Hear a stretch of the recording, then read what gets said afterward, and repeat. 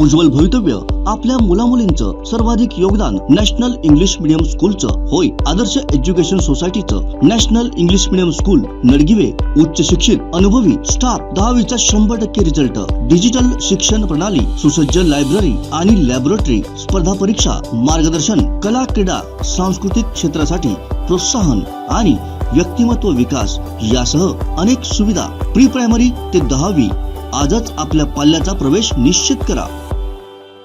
Konkan hearted girl Ankita Walawalkar ही गुरुवारी नाधवडे आषाढी एकादशी महोत्सवात सहभागी झाली होती। दिंडीमध्ये तिनं ठेका धरला। दिंडीचा अनुभव कसा वाटला याबद्दल ती काय म्हणते पाहूया। कोकणची हार्टेड गर्ल म्हणून जी सोशल मीडियावर फेमस असलेली अंकिता प्रभू वालावलकर ही आज नाधवडेच्या दिंडी सोहळ्यामध्ये एकादशीच्या महोत्सवासाठी आलेली आहेत। तिने या एकादशी महोत्सवाला वारकऱ्यांनी सहभागी व्हावं असं आवाहन देखील केलेलं आहे आणि आपल्यासोबत अंकिता आहे। अंकिता, तू आज सहभागी झाली, एकंदरीत काय वाटतं, कसा अनुभव होता वारीचा? तू पूर्ण ही दिंडी पायी चालत आली, कशी वाटली? खूप सुंदर अनुभव होता। म्हणजे ज्या कोणाला सिंधुदुर्गातल्या लोकांना पंढरपूरला जाता येत नाही, त्यांच्याकडे कारण असतं की नाही मी तिकडे जाऊ शकत नाही, तर इथे सिंधुदुर्गात नाधवडे गावामध्ये खूप सुंदर असा कार्यक्रम असतो जो तुम्ही अनुभवू शकता। तर यावर्षी ज्यांना यायला जमलं नाही त्यांना पुढच्या वर्षीसाठी मी आत्ताच आवाहन करते की पुढच्या वर्षी नक्की या।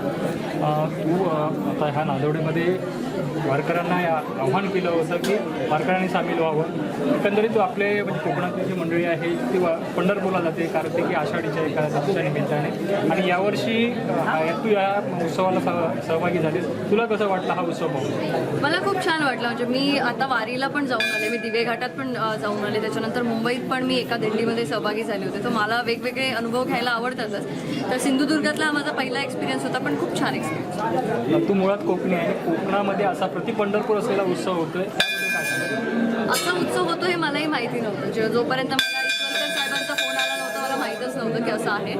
आणि त्यामुळेच मी म्हणते की सिंधुदुर्गातले स्पेशली जे लोक आहेत ज्यांना असं माहीत सुद्धा नाही आहे, तर नाधवडे गावामध्ये खूप चांगला उत्सव होतो, तुम्ही नक्की या।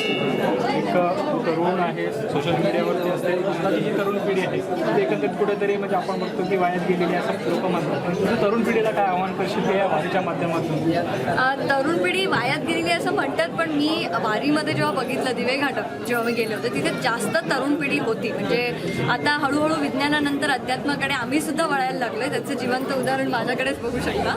तर हे कुठेतरी संपता कामा नये, कुठेतरी संपुष्टात येऊ नये यासाठी सगळ्या यंग जनरेशनने यामध्ये थोडा सहभाग दर्शवलाच पाहिजे। ही होती अंकिता। अंकिताने सांगितलं की नाधवडेच्या या वारीमध्ये मी सहभागी झाली आणि पंढरपूरचा जो अनुभव आहे तो इथे अनुभवला, आणि तरुण पिढीला देखील सांगितलं की तुम्ही देखील या वारीत सहभागी व्हा, अध्यात्माकडे वळा असं तिने आव्हान केलेलं आहे। कॅमेरामन साहिलसह मी श्रीधर साळुंके, कोकणसात लाईव्ह, वैभव।